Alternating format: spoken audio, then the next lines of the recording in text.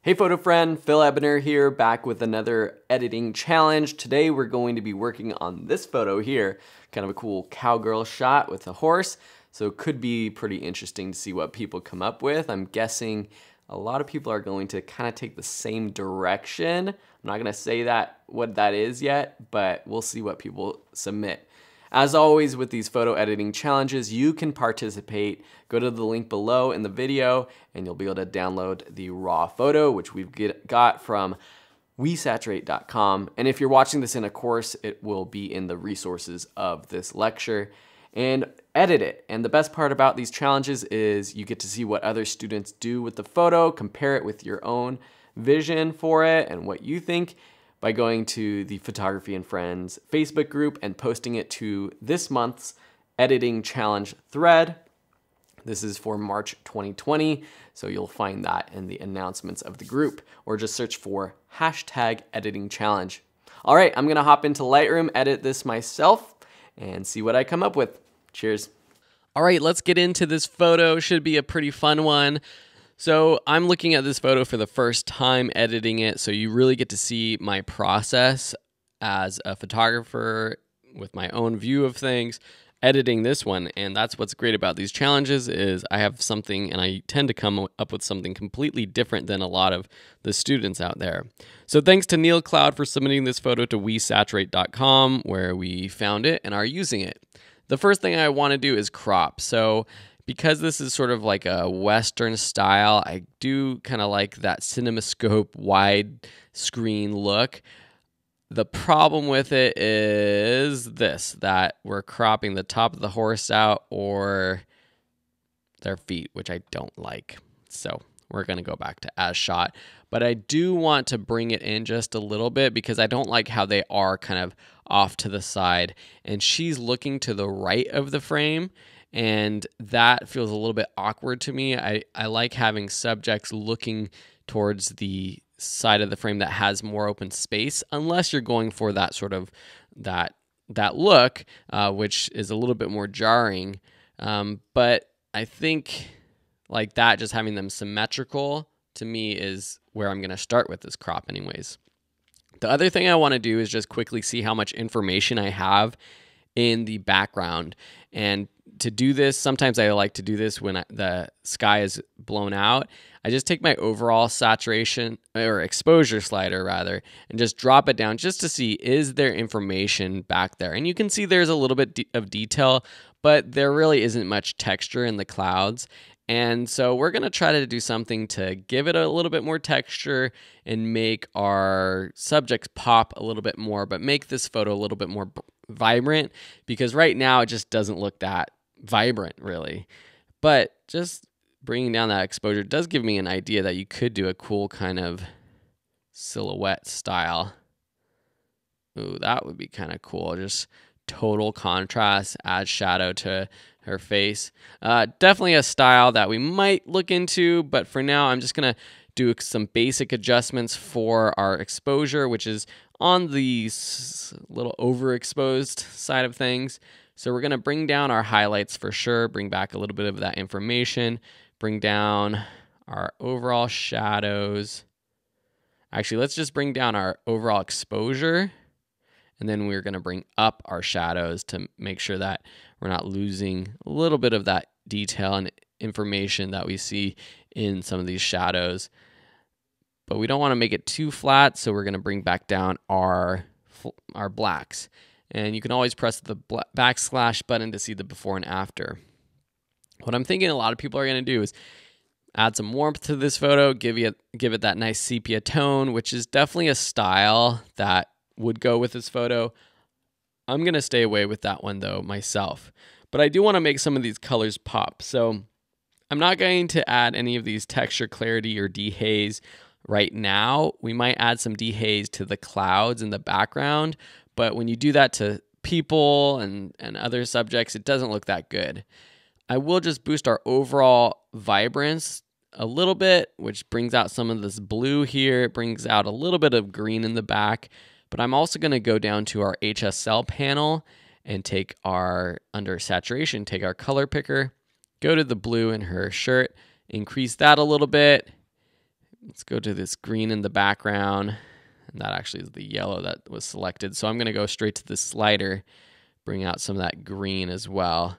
And for the heck of it, let's just go with aqua as well. That's looking pretty good.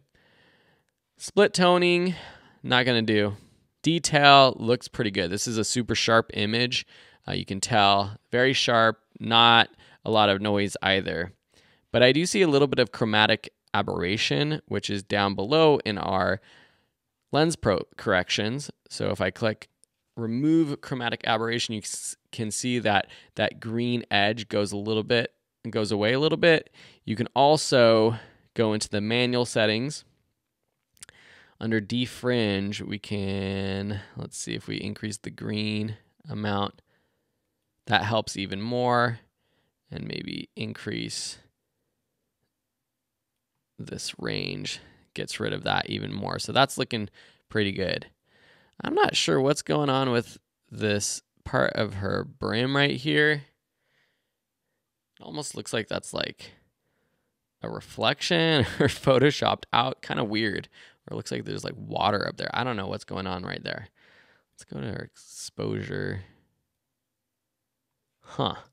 Yeah, I don't know why that part of her brim is like completely cut out. But anyways, so this is looking a lot better. You see that I skipped the tone curve. I reserve that till the end most times to add a little bit of contrast here and there.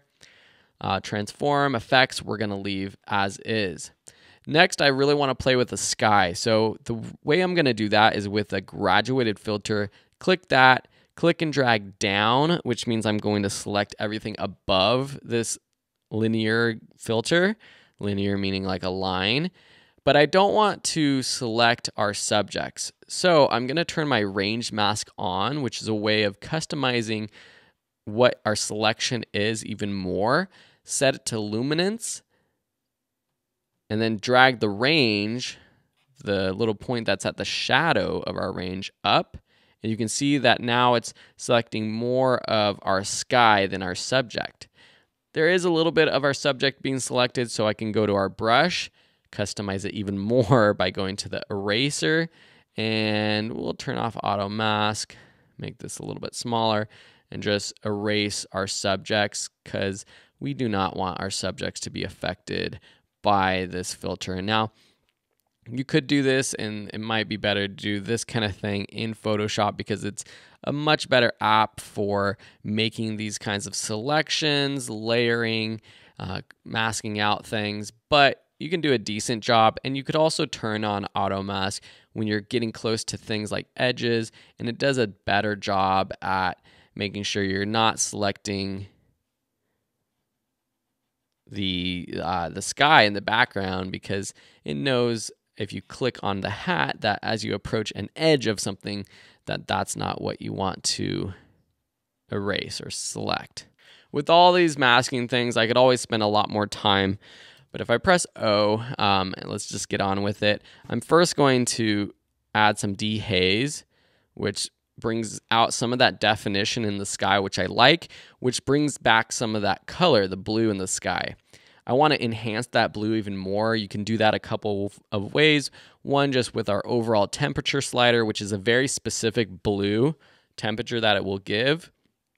Or double clicking that to reset, I can go down to my color picker down here, and here I can have a more specific blue that I want to add to the sky. So I can go through, choose the right hue by picking it in this sort of color block, or by setting a specific hue degrees here. You can also click and drag to the left and right to kind of go through this range. I like that 220 though.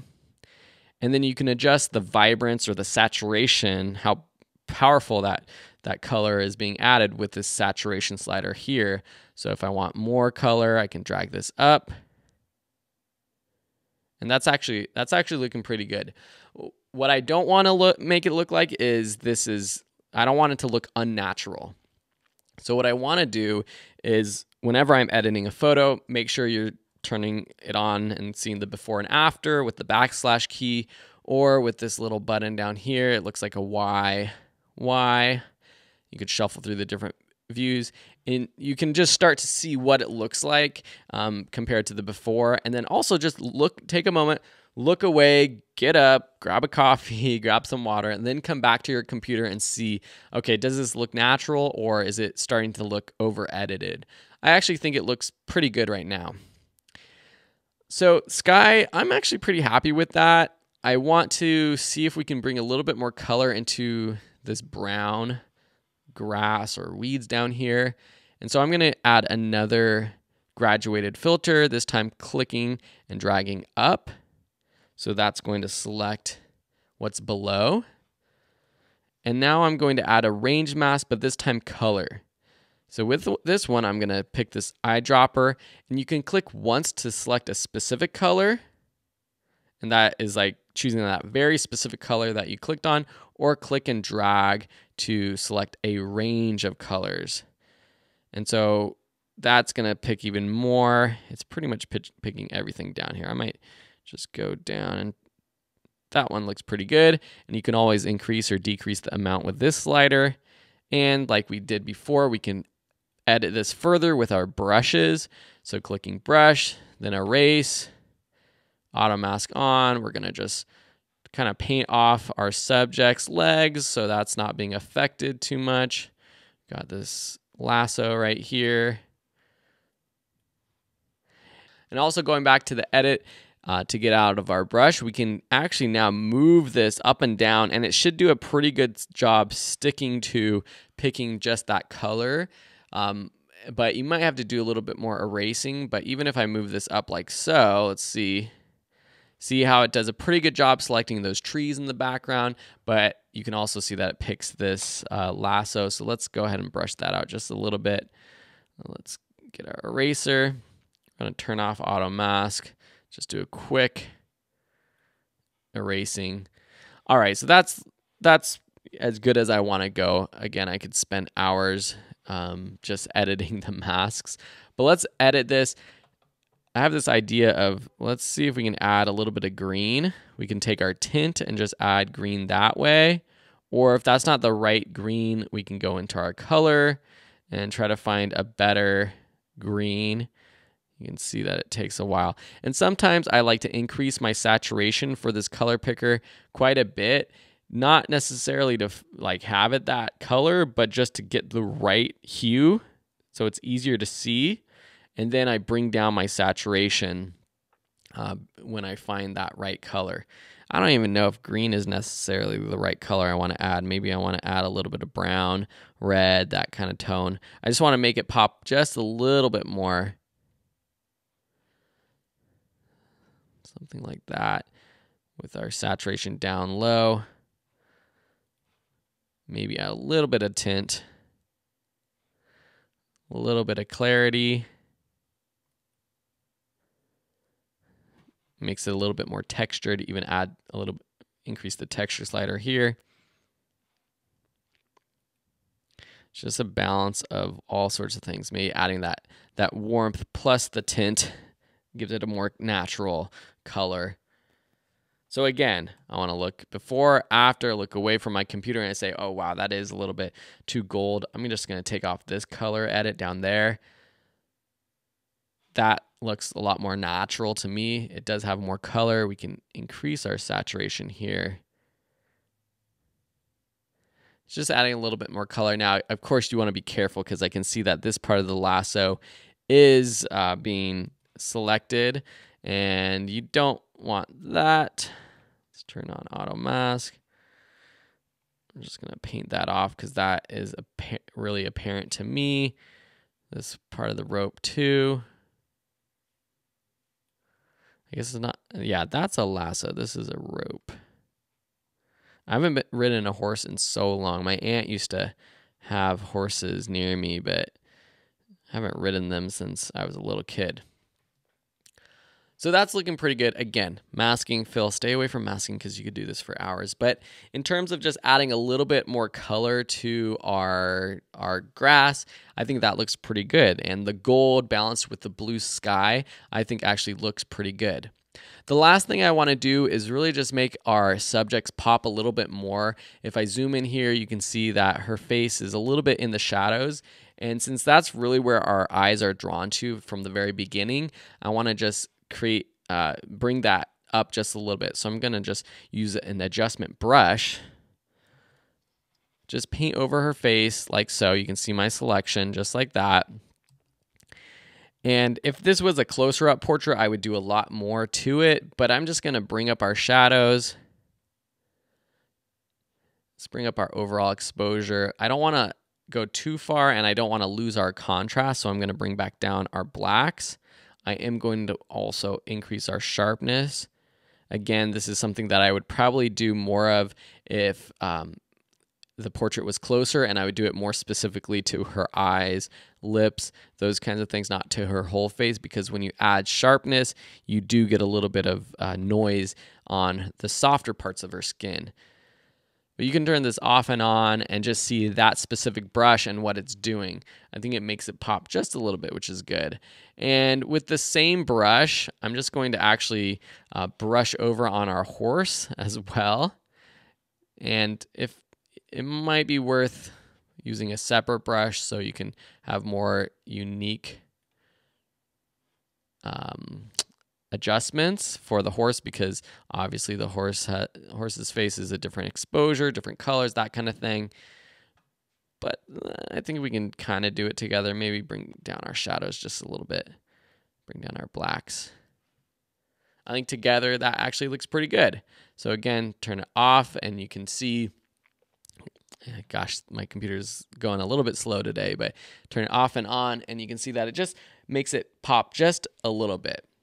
So the last thing I'm going to do is just see if I want to add a little bit more contrast with the tone curve. So I'm going to just bring this down just a little bit, bring up the highlights, creating that little S curve just to make things pop a little bit more.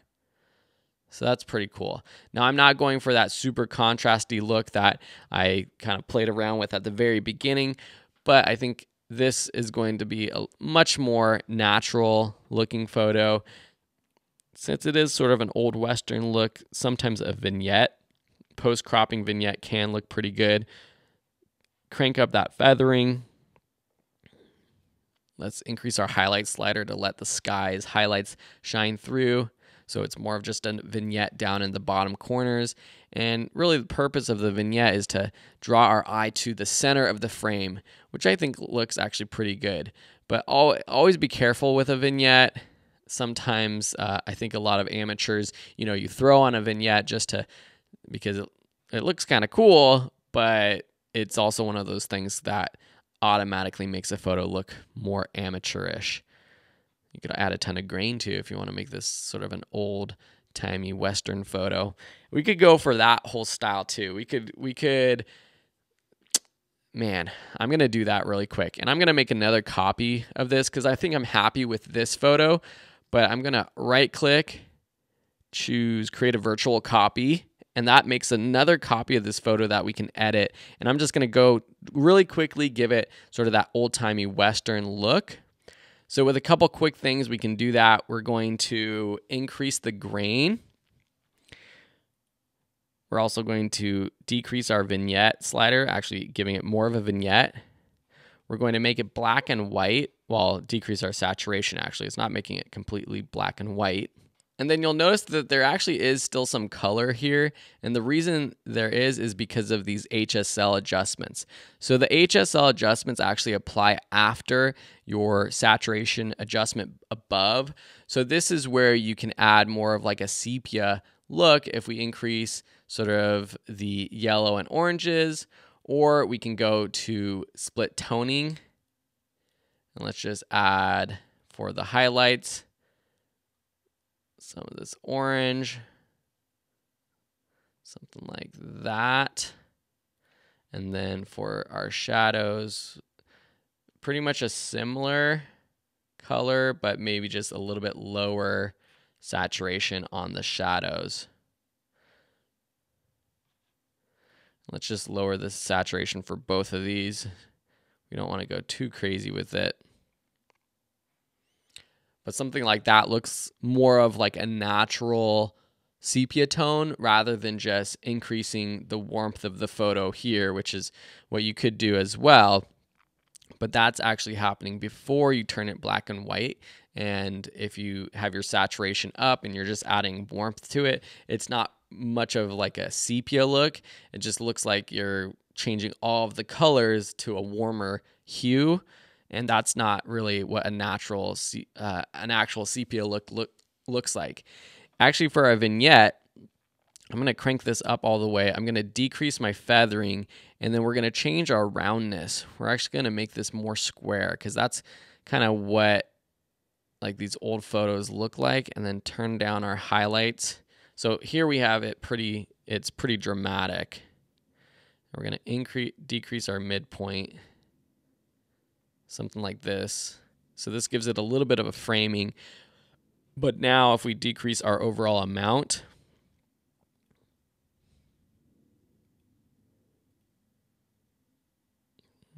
our roundness, just make it a little bit more round.